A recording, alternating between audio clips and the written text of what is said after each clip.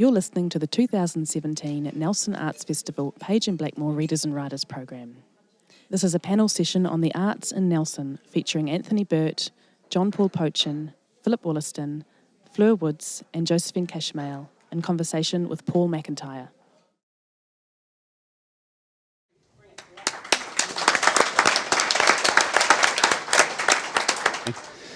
Good morning and welcome to this Thinking Brunch. Is Nelson still an arts capital? I'm Paul McIntyre and I'll be chairing this session. So without further ado, I'd like to welcome our panellists this morning, who are Fleur Woods, who is a mixed media artist who works from her studio gallery in Upper Mootry Village and exhibits her work locally, nationally and internationally. Fleur's unique contemporary stitched paintings are a celebration of the artist's connection with the natural world, love of textiles, and eclectic aesthetic. Anthony Burt is a regular columnist and feature writer for Metro, a contributing editor for Paperboy, and a contributing writer for America's most important art magazine, Art Forum International. He is currently writer-in-resident at the Michael King Writers Centre. Josephine Cashmail is an award-winning artist who makes installations, paintings and sculptures. She has had multiple solo and public exhibitions exploring her relationship with non-human materials and objects, including her recent show at the Suter, Us, Us, Us, and at Sydney Contemporary last month. Philip Wollaston, am I right, is a former Nelson Mayor, MP for Nelson, Cabinet Minister and UN Environment Programme official. He was a member of the Suter Gallery Board in the 1990s and was co-founder and part owner of Wollaston Estates Winery in Upper Mootry. He set up a gallery at Wollaston and a performance venue. John Paul Pochin, on my left, is a photographer who runs his own business and is a co-founder of Light Nelson, which runs every 2 years. He describes himself as a dialogical artist. So, to try and establish the answer to the main question, which is quite an open question, it'd kind of be good to ask what defines art for you? Anthony, could you help me on this? Take it away. Another open question. Start with the easy one and the person that you can run out of town at the end of this if you need to. So I think for me, thinking about that question and thinking about the kind of writing that I'm engaged with and the kind of things that I write about, I would be even more specific and say that, most of my work is primarily focused on contemporary art. And the way that I would define that is that really, at its most basic, I think contemporary art is a really high quality conversation between people. At its best, that is really what it's about. And it is about thinking and feeling our way towards new form and new ways to express both values and ideas within those conversations. So as a writer, the thing that I look for in contemporary art that I value or want to write about is how it is actually extending the conversation that it inserts itself into. Now those conversations are multiple. There's no one kind of driving thing that contemporary artists should be concerned with. But I think my job as a critic, or the way that I see my job as a critic, is to identify the conversations that those artists are trying to insert themselves into and reflect on how they're trying to push and extend those conversations. And for me, that is actually what becomes valuable, because that conversation keeps moving forward.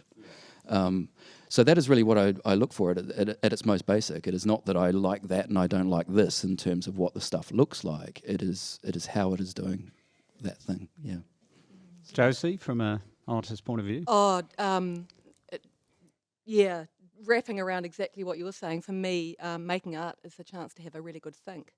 It's a really unusual situation where I get to constantly wonder about things, and I can wonder about them in all sorts of different ways. The usual rules don't apply. So, sometimes I'm wondering about them in probably quite an intellectual way. Sometimes I'm wondering about them with my body. Sometimes I'm wondering about them with a media or whatever it is. And really the things that I try and do in my art practice are to stay in some kind of state of not knowing and to stay really curious, because then I'm generating new understanding, even if that's just for me.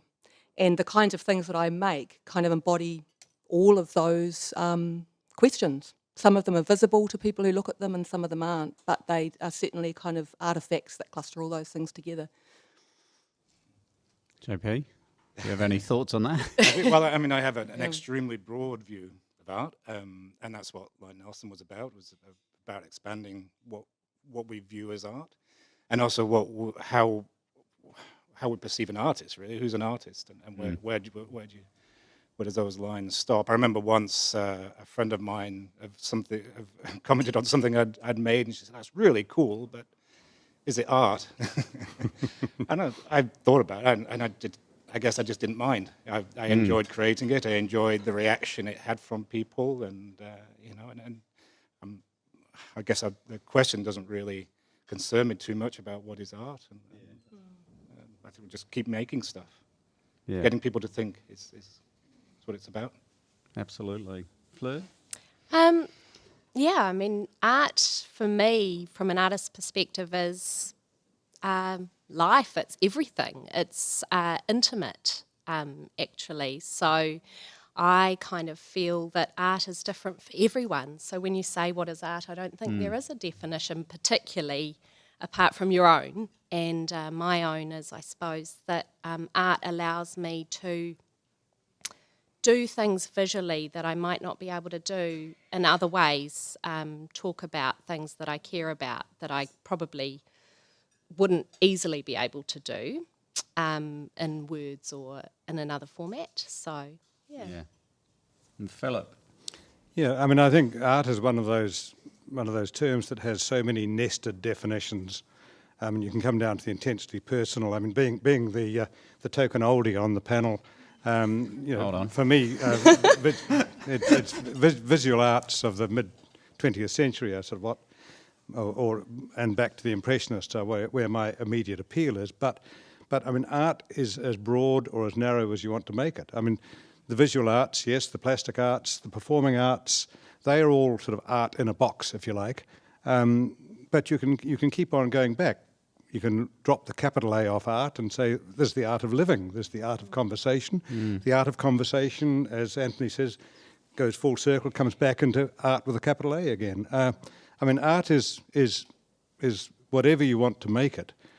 Conscious art, I guess, art which is produced by people who are trying to, if not make their living, at least make their profession producing art, is what we're talking about here, I suppose. But that's still pretty broad. And I mean, we've seen in certainly the last 2 decades, I guess, the emergence of forms of art which 30, 40, 50 years ago would not have been thought to be art at all. So, yeah, it is broadening out, it is democratizing, and that's accelerated, I guess, by the web, which is meaning that art in an art gallery is now augmented by a whole lot of direct communications between artists and the people who are viewing their works.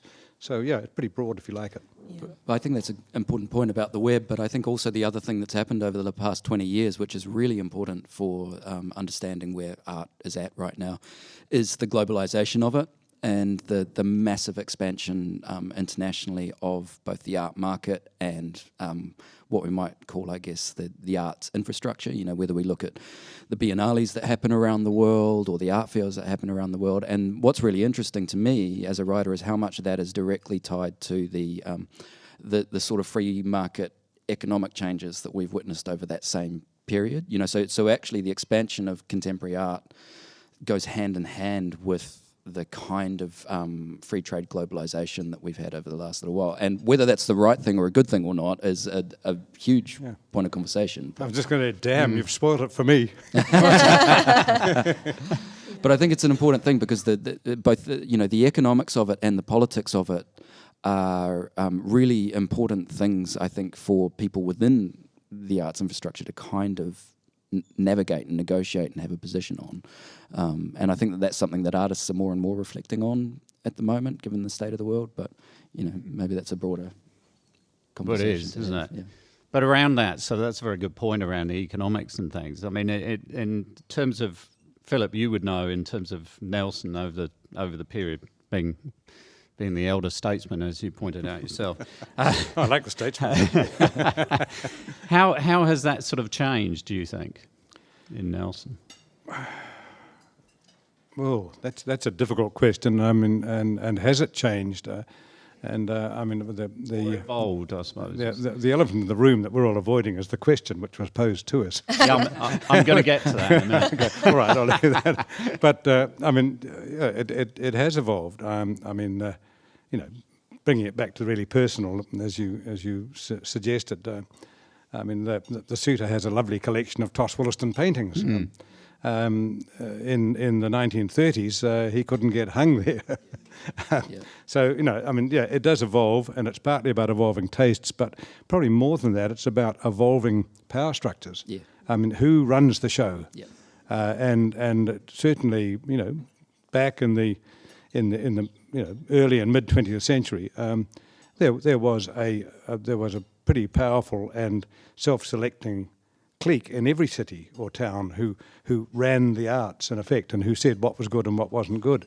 And I think we've seen a lot of sort of broadening of that, a lot of democratisation, a lot of admission of experimentation. I mean, we don't have to have a group forming to have an alternative venue as they did in Christchurch in the 30s, 40s, 50s, because they couldn't get hung in the McDougall Art Gallery, so they said, all right, we'll have our own. I think we are much more democratic about art now. There's been huge change as to acceptability, admissibility. Many more people now are trying to make their art practice their profession, which is good. Doesn't mean that all of them are good. Lots of people sort of try, and you sometimes rather wish they hadn't. But it means that it is an open field, and people who have a commitment and a burning desire to do something have the opportunity, whereas half a century or more ago, that was often squeezed out and squashed out of them. They were sat on firmly, if not by the art institutions, then by their own families, who said, no, you've got to get a haircut and a real job. I don't know if it's any different. Yeah. I was gonna Really? say. Yeah, to In me. what way? Well, I think that. I don't think it's necessarily that democratised, and maybe it's a good time to talk about Nelson as opposed to maybe some of our bigger cities. I mean, I don't know. I don't really want to sort of speak on behalf of those places. Maybe you can, but or other people here. But yeah, I mean, I think Nelson's a really, really difficult place to make art, which isn't conventional. And I think it's because Nelson is really confidently conservative. Like, we have a lot of people who are arts literate. There's a lot of people who are really invested in the arts here in all sorts of ways, which is fantastic. But for the same reasons why Tos couldn't get hung in the suitor, it's really difficult to have a contemporary art practice which isn't making art that behaves the way that some people want art to behave, which is by looking like art objects and art artefacts. It is really difficult to do that here, and I think there's all sorts of reasons for that. But I wouldn't want... I mean, I've made my art practice in Nelson. I live here, but I made a decision really clearly years ago that my successes and failures wouldn't be determined by Nelson. They had to be determined elsewhere. But I think the opportunities are here, though, aren't they? I mean, with what we've got going for us in Nelson is that we're small and dynamic. So it doesn't really matter if we've got a conservative group and a very ingrained a group of people that have a particular view of what art is. It doesn't matter, because you can stand up there and you can be heard and you can do your own thing. I think you can, but I don't know if there's an audience for you. And if you need the audience, if that's part of the communication, like if the questions or whatever it is that you're doing are going to be articulated to an audience, then I don't know if they're really here. I think perhaps things like Nelson perhaps are addressing that. I just have to say, I also think that there's all sorts of... I don't want to, in any way obscure all of the efforts that are going into art projects and things in Nelson, because I think there are many of those, but I don't think they have collectively manifested in a dynamic, interested, curious art audience. That's not my experience of being here. This comes back to, I guess, what I said before about the idea that contemporary art is really a high-quality conversation, right? Like that, as a practitioner, is presumably what you both crave, and the reason that you make the stuff that you do. That the only reason to take stuff out of the studio and show it is for that, right? Is for that conversation. Yeah. And so this becomes, I think, a challenge of... I mean, I can't speak at all for Nelson's... However you describe its conservatism, I'm not going there as the outsider, but But I think that this is a conundrum or a situation that a lot of practitioners around, particularly New Zealand, in the smaller cities, I guess, like Nelson, are kind of considering, because I guess the benefit in a place like Auckland is that we do have a massive gallery infrastructure, both private and public. But the other thing that is really important there to that infrastructure is the fact that there are 5 art schools.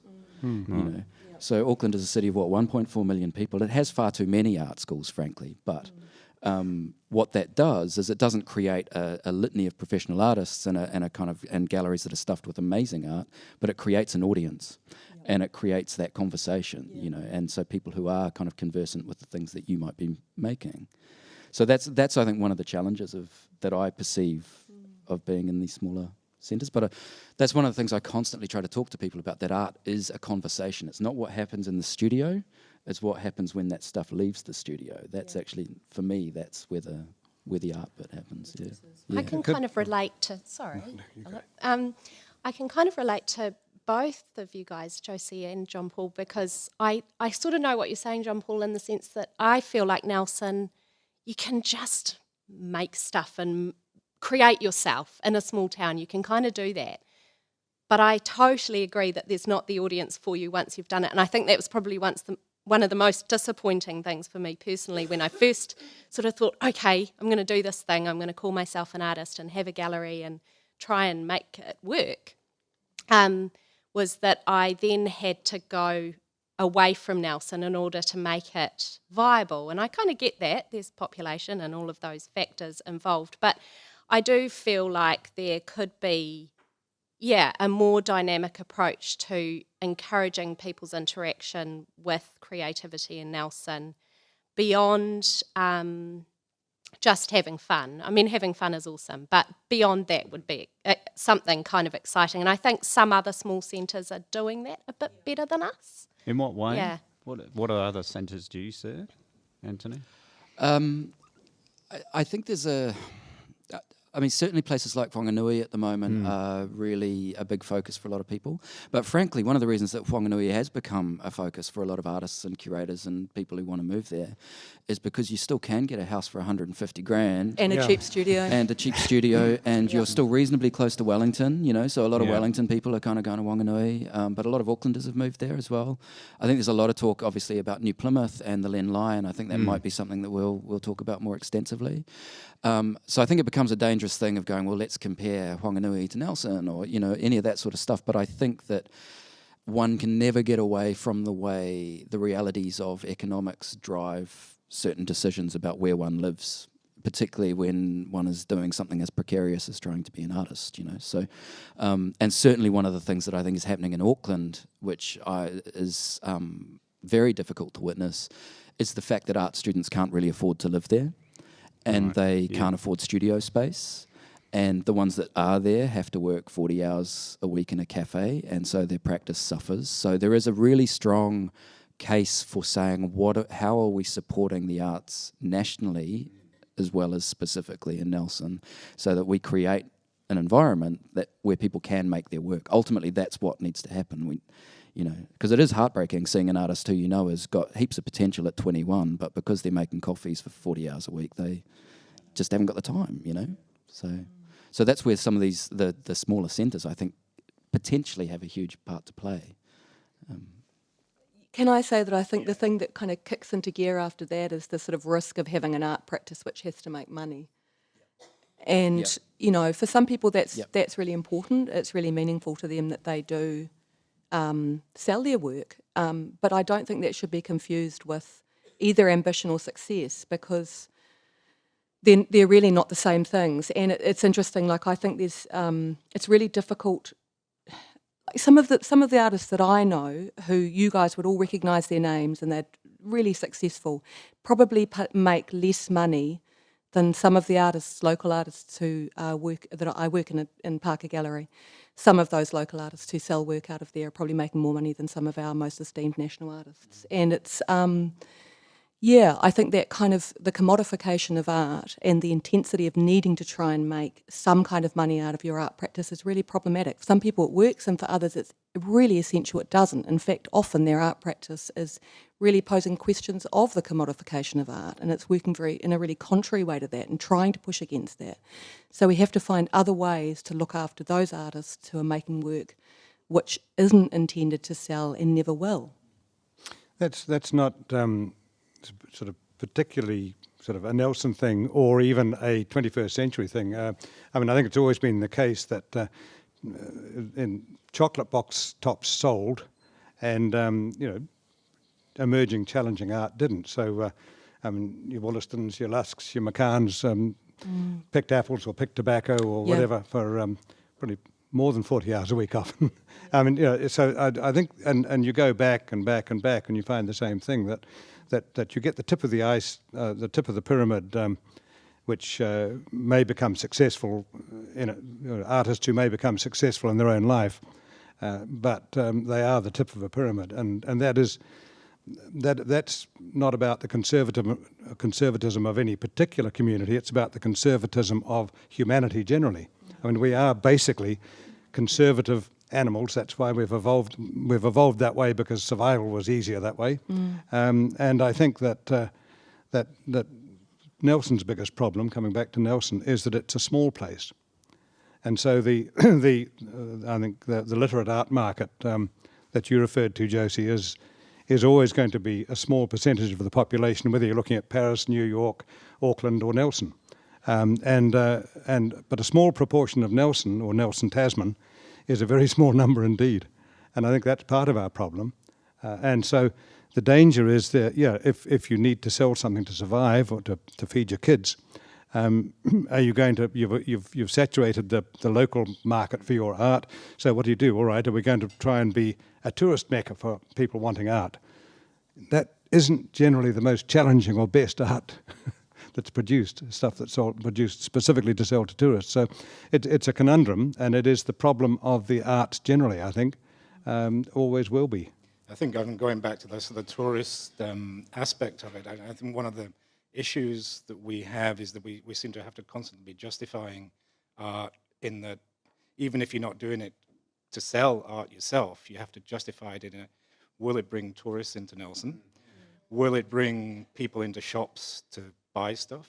And we don't ask that of the parks that we have, or we just accept those that are part of the fabric of a city, just part of something that's necessary, or a quality that we want in a city. And I remember when we first came to Nelson, I've always tried to figure out what was it that really attracted me to here. And I think there was a feeling that art Nelson wasn't trying to be an art centre or art capital. It was just something that was in the fabric of Nelson. It was just something you felt when you were here, and it was something you couldn't really put your finger on.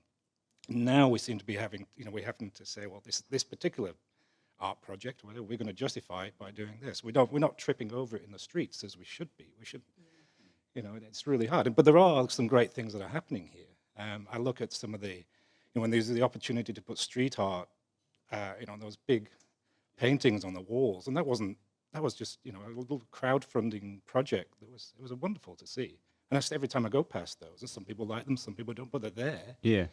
And there are a lot of projects here. But going back to that, I think being a small town isn't a problem. I wouldn't be doing the things that I'm doing now if I was still in Auckland, I don't think.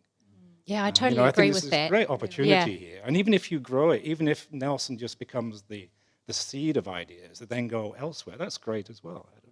I think that's important, actually, because in small communities, you do tend to, whilst there's not generally a lot of financial support, which is a whole nother we might get to, there is a lot of, I found Nelson creatively has been very nurturing in terms of there are a lot of people making art in Nelson in a variety of forms, artisans.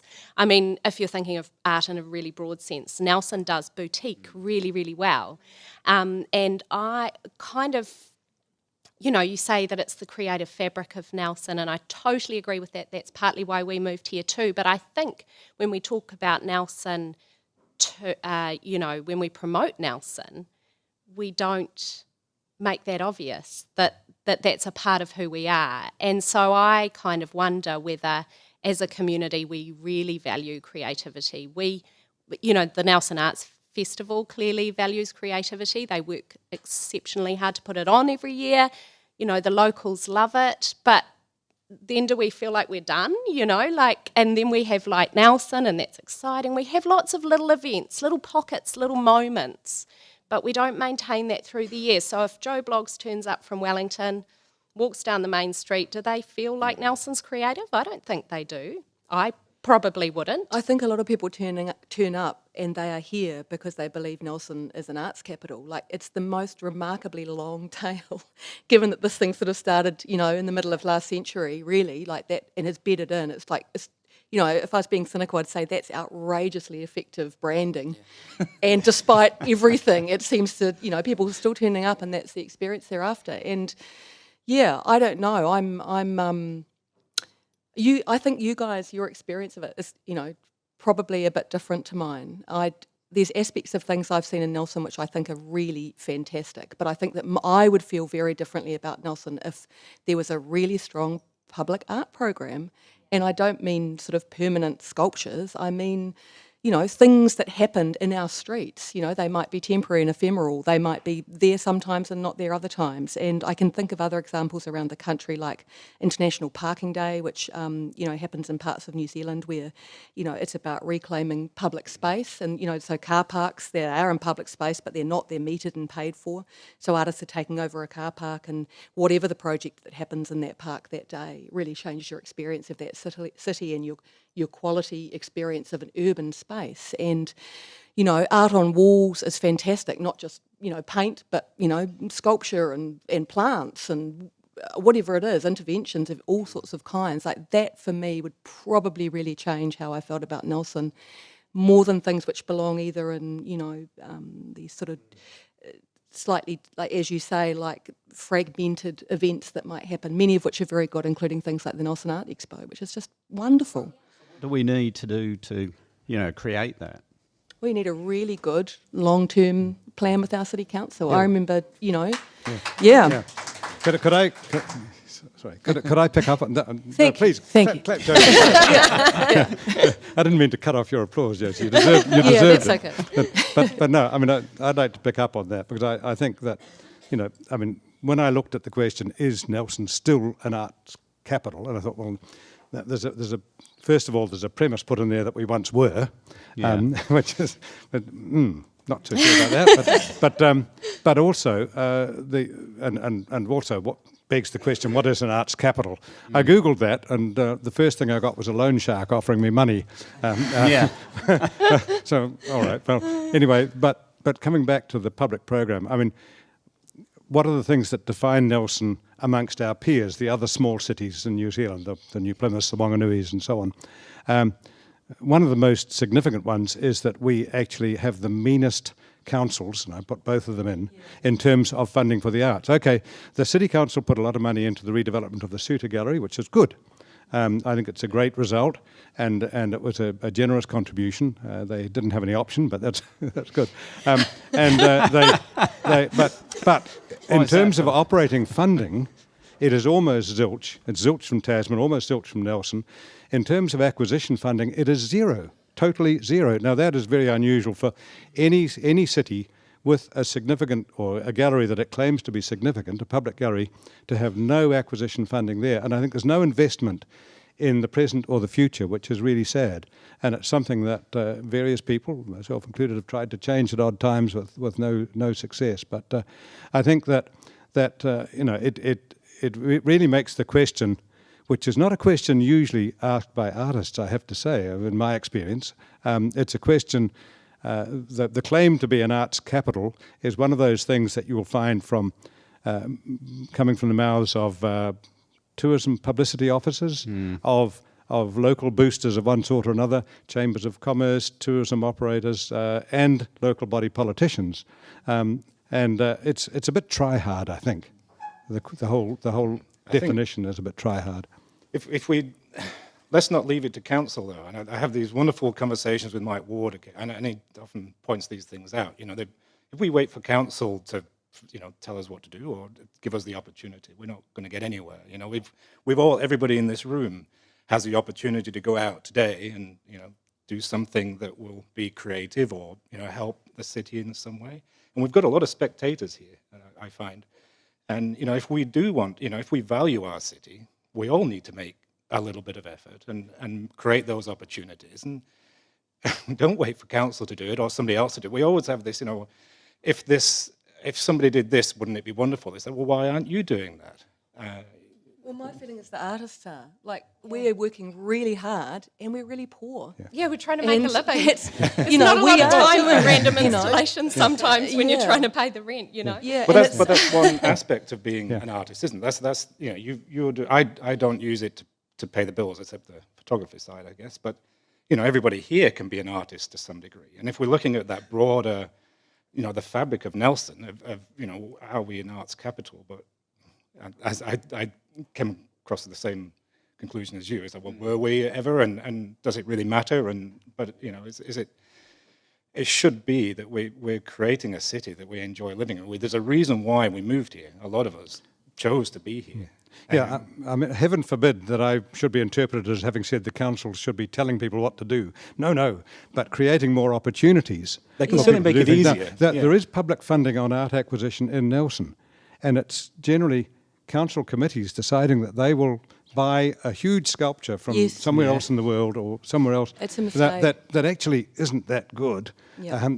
But that's not the way to do it. I mean, that funding would be much better being made available for the sort of things Josie was talking about, or for a small acquisitions program for the gallery, or or things in the community. The council's quite good at making space available, at making the streets available, at making parks available, and so on. No cost things or low cost things, but I mean, the money that's spent on those one or two or three big sculptures could far better be spent on art in the community, I think. But I think it's not just those sculptures, because we see that around the country at the moment, right? With so Christchurch got the Christchurch is a Gormleys and the terrible Martin example, Creeds and all yeah. that kind of stuff, and those cost a lot of money. But I think that, to go back to your point about acquisitions and somewhere like the Suter not having a budget, for instance, I totally agree about that. But actually, it's the same story at the Auckland Art Gallery. The Auckland Art Gallery cannot compete with the private market right now to acquire anything, frankly. They haven't got the funding from council, so they're relying hugely on private patronage. So it's becoming much more of a kind of Americanized museum model. And so that becomes a kind of interesting debate about whether that's the direction we want to go in.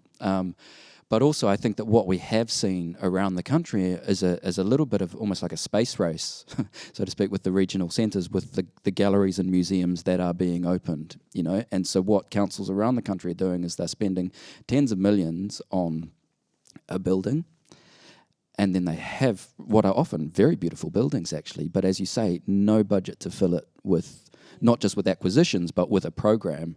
And we've seen that with Te Uru in Titirangi, which runs on the smell of an oily rag, a great building, but no money. The Sargent is currently undergoing a $30 million refurbishment, and I'll be interested to see what their actual operating budget is after that. And the Auckland Art Gallery, they spent $120 million on, but they can't go out into the market and buy things for its collection. So, I think there is a bit of an edifice complex that comes through councils at the moment. Always.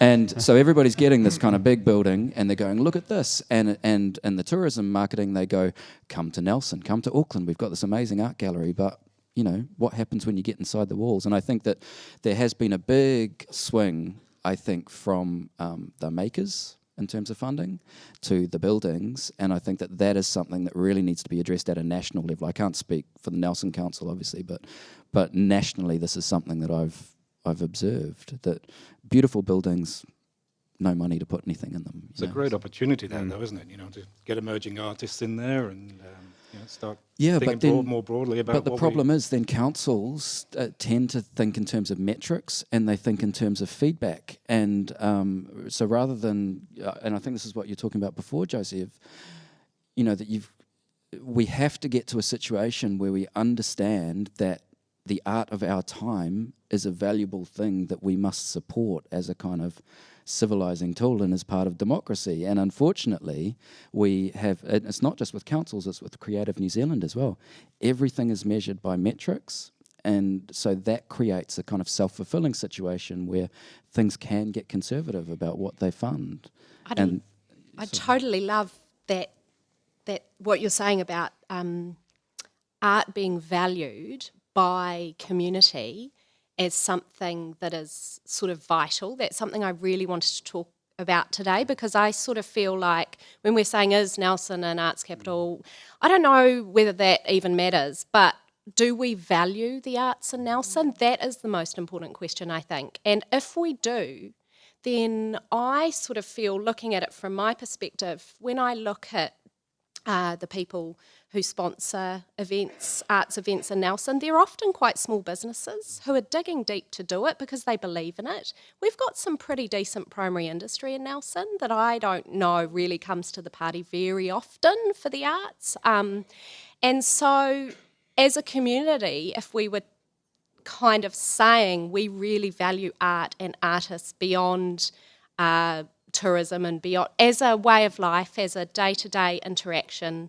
and then perhaps we could say to industry and to council that this is an important part of how we want to live our lives, and it's just as important as our roads or our hospitals or whatever. So it's kind of, I think it's about elevating the value of creativity, particularly so that our children can have that experience, and that, I believe, will help them to navigate this crazy world that they're about to embark on. So, yeah, I kind of think it's bigger than are we an arts council, or do we value it, and how do we tell people that we value it so that they know it's important enough to include it in the rate structure and include it in tax and include it in their corporate responsibility. What have you found? You were saying about obviously with in these other regions building these buildings, but are there any kind of arts programs that are being supported like in the other regional centres? I think they are. I think all public institutions have good people in them who are doing the best with the budgets that they have, and that there are a lot of, for instance, excellent contemporary art curators around the country who are doing that, but I think that they are always, my experience, doing it with very meagre means. Yeah. And I think that what has happened actually in Auckland probably over the last 10 to 15 years is that I think that there are certain galleries within the private sector that have picked up some of the slack in terms of ambition, and I think they show work that some public galleries wouldn't show, and that often seems counterintuitive, because you would the cliche is that a dealer gallery is going to put paintings on the wall and not the kind of challenging stuff that we were talking about before. But there are half a dozen galleries in Auckland and a couple in Wellington who are showing really challenging art, and I think that we often see some of the most difficult stuff in those spaces, and that for me is a kind of sign of, well, maybe the balance is not quite right. We need to be trusting. We need to trust our institutions and the people in them a lot more, I think. They're always going to be funded by council unless we go down the American model of hoping that big benefactors come in with a lot of money, which creates its own issues, But if we're funding from council, we need nationally for councils to trust the people in those institutions a lot more to make choices about what they think is good. And the other thing that I think is really important for the public to start to get to grips with is, I feel very strongly that artists' job is to create problems for us. Not provide answers or provide solutions, And so we need to get better at the fact that that is what's happening. A really good example of this, I think, is Michael Patakowhai's Lighthouse up in Auckland, which was slammed and slandered at the proposal stage for months by the New Zealand Herald, actually for well over a year.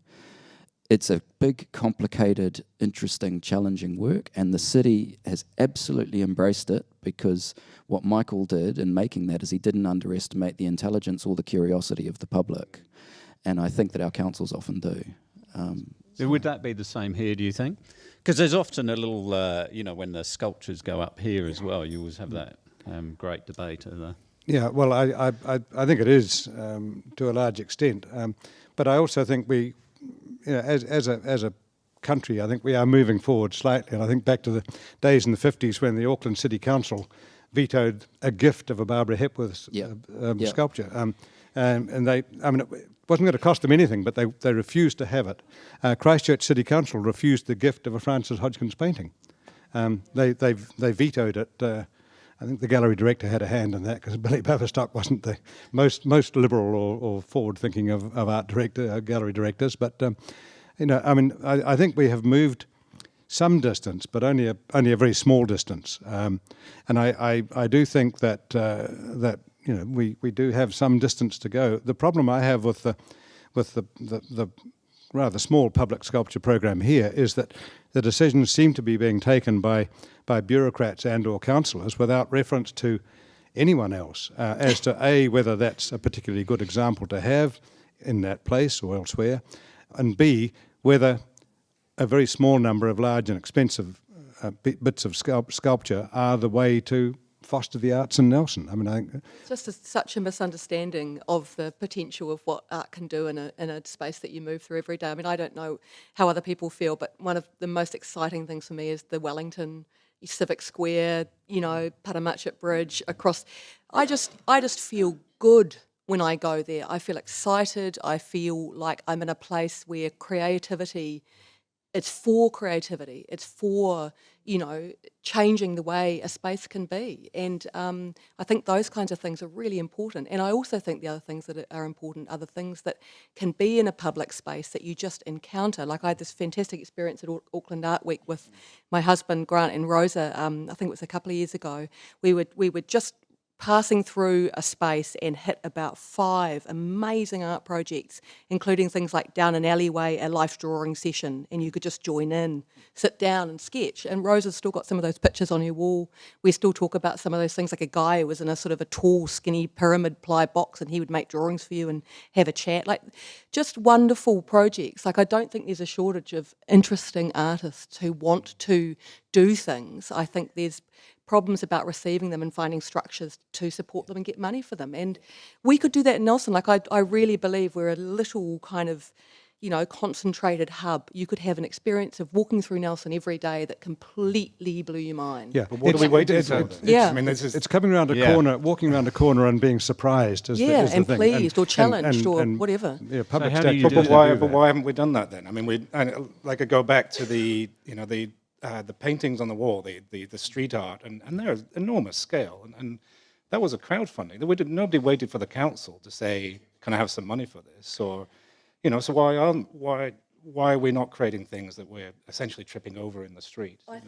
I think there's a couple of things going on. One is I think it's really difficult for artists to be responsible for that part of how these projects make themselves known. Like, often making art in itself is a really difficult, challenging, never gets any easier full-time occupation, and that's my experience of it. And probably in small places, there's all sorts of things going on. We don't attract secondary people around that, like curators and writers and other people who understand that and describe it and represent it in ways back to the, either people with money or the public. And also, we have to have money. You just have to have funding to make those things happen. I certainly, as an artist, am not going to spend my time trying to find that money when I'm already working incredibly hard. But it doesn't have to be big scale, and it doesn't have to be expensive. We just finished a project 2 weeks at the NMIT, which was completely self-funded by me and a technician from the hospital. Yeah. We just went and did it, and I'm lucky that I can afford to do that, or that I've got a wife here that supports me. But yeah, I think it might be worth thinking about that part of it, because I mean, for others of us, like I did a show in the Suter Art Gallery. It's a public institution. There's no artist funding. There was a little bit of support for materials. It was months and months of work. It's not a lack of work or effort. I think that needs to come from somewhere else. We need love. Artists need to be cared for. They need to be looked after. There needs to be generosity that makes it possible for them. I totally agree with that, because from a practical perspective, as a working artist, I would love to contribute to the main street of Nelson and the aesthetic of that. But I have to pay the rent for my gallery, and contribute to my family income. And that is a beyond full-time job, like any other small business owner. And I think the challenge for creative small businesses in Nelson is that the main street of Nelson, like many main streets in many centres, not just Nelson, is dominated by chain stores and doesn't reflect the heart of the place. And it's often because, for whatever reason, there's groups who own large quantities of that real estate. And I think in all centres that's a real challenge for creativity. So whether Nelson needs to create a pocket for itself, a creative quarter or something like that in a more affordable spot, I don't know. If council was willing to support something like that, I think it would be incredible, because since I've come to Nelson, I feel like lots of sort of little slightly more community spaces have fallen by the wayside significantly, probably because of lack of funding, and because the people that do work for them, the refinery, for example, spend all of their time trying to just keep the place alive. So where's the time to innovate and get into the main street and do magical things? And if you're a practicing artist, you're kind of just trying to survive too. So I think it is changing, though, and I think you're right. I mean, we have this outdated view of what a city centre is. It's essentially a commercial shops, but I think that is changing, not necessarily because of a conscious effort, but because retail is changing. People aren't buying things in shops a lot of the time now, so we're getting empty spaces that are becoming available, and we are. So if you look at Bridge Street now, there's some really exciting things happening there. I mean, it started with the Bridge Street Collective, and that was exciting.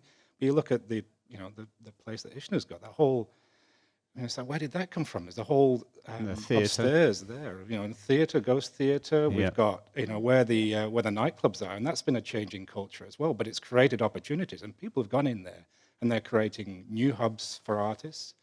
And that street, I think, will be essentially a showcase of what our city centre could be. So that is happening. It is, but it's not. It's not happening in the sense that there's no support for those people. So they will put everything they've got into it until they run out of steam and money, and it will kind of topple over again. And I think that's also it's to do with funding, but it's also to do with letting people know about it. I mean, I think there's so many creative people in Nelson doing amazing stuff, but they're kind of hidden because they haven't got that support. And the support service, Arts Council Nelson, give as much as they can, but they are so stretched that they really can't expand the program at all.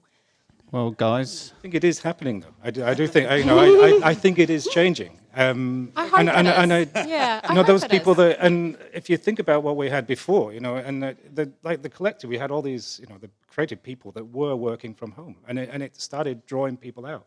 And those collectives are really important. But I think this is the ecosystem question as well, right? Like you mentioned curators and critics before, and you mentioned like letting people know about this stuff. Like I think it's great hearing that these things are happening. How do I know about this in Auckland, or how do I learn about this if I'm overseas or whatever? And that's where, your critics, your curators, there is a very complex ecosystem that actually has to happen to kind of support this stuff, so that the artists are actually having the highest quality conversation they can have, and that conversation can kind of make the difference that they are hoping it will achieve. And it can't all be mediated through publicly elected bodies and the bureaucrats. Correct. I mean, otherwise you deaden and kill that direct conversation you were talking about. Absolutely. Yeah. well, thank you, panel, for a really lively and interesting discussion. It's now your chance to ask any questions. So if you'd like to say your name, ask the question, straight ahead. Thank you. My name is Lily James. My question is, to each, is Nelson still an arts capital? A resounding no. And what is an arts capital? And if That's there is why such we a were thing, gonna was it ever? I don't think we should care, really. I think No. we should just carry on doing what we're doing, but doing more of it. And it was an odd question, but it created a conversation, which I guess was the well, that's what art is, isn't it? I think it's also how you measure what an arts capital is, as we were talking before. I mean, with the internationalisation of stuff, and I do a lot of my work overseas and for overseas magazines, and frankly, Auckland ain't an art capital in that sense either.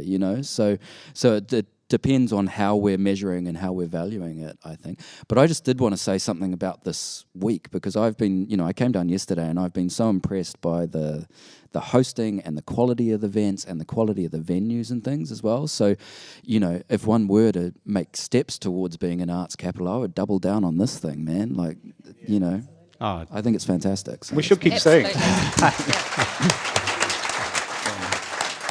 If I could add an afterthought to that, Yes. Sure. That was the question. There was, is Nelson still an arts capital? Wellington, according to Tourism New Zealand, is the arts capital of New Zealand. According to the Dominion Post, it's about to be taken off them by Auckland. And according to Peter Simpson, Christchurch was in the mid-20th century. So there you have it. Let's leave it to the big guys. I got one other thing to add to that. I did ask artist Anne Rush about this, because I thought, what is a capital, arts capital? And she said, well, it's not really a capital. Nelson is a centre of arts activity, and it's evolving all the time, which is probably pretty true to me as well. Any other questions? Yes.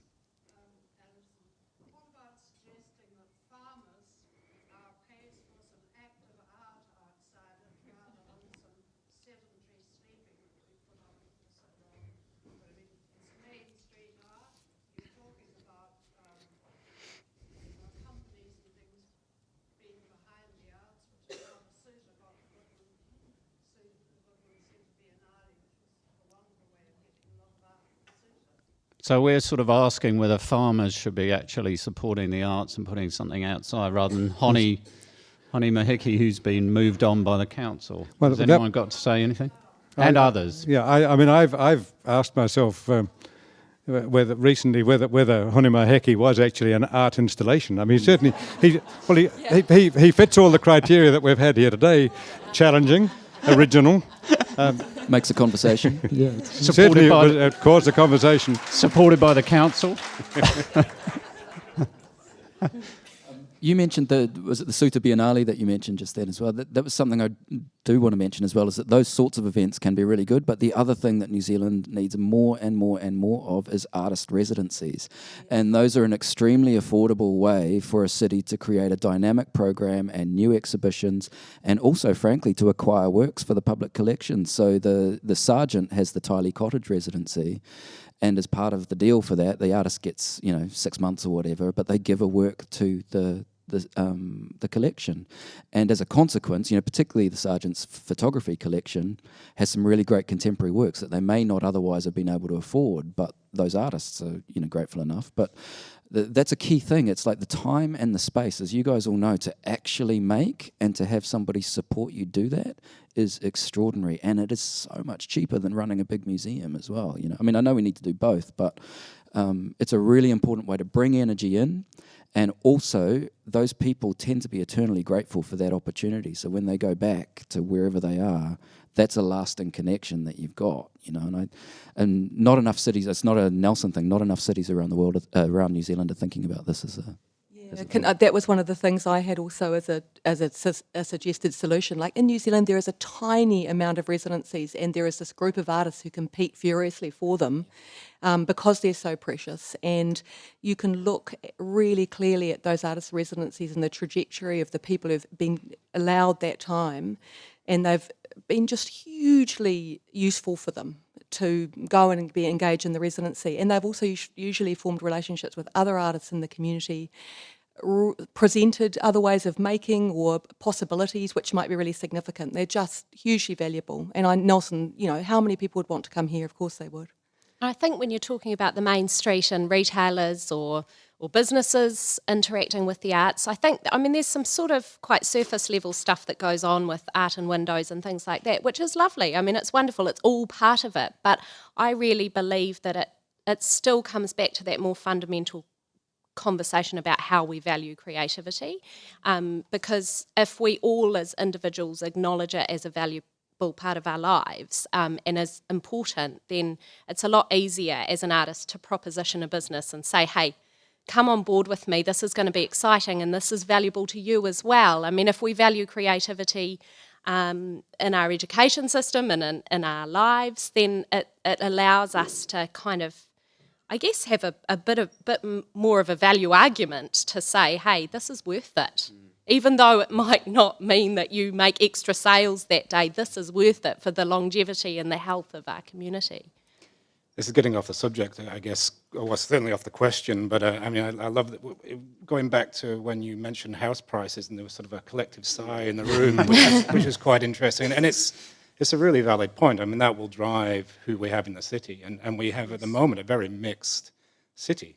And you know, it's a city full of contrasts, which I really like. And it will, you know, if people can't afford to be here, and if people can't afford to be artists here, it will change the dynamic of the city. And there is an opportunity there, as I think the city centre does change, and retail, you know, what we view of the city centre does change. I think there's an opportunity there to get artists into the centre, create spaces where people can work and be seen working. I mean, there's something great about, you know, having artists out here working on paintings that you can see. You know, we've got an exhibition at the Sutra at the moment where we're seeing paintings being created, not just put on the wall.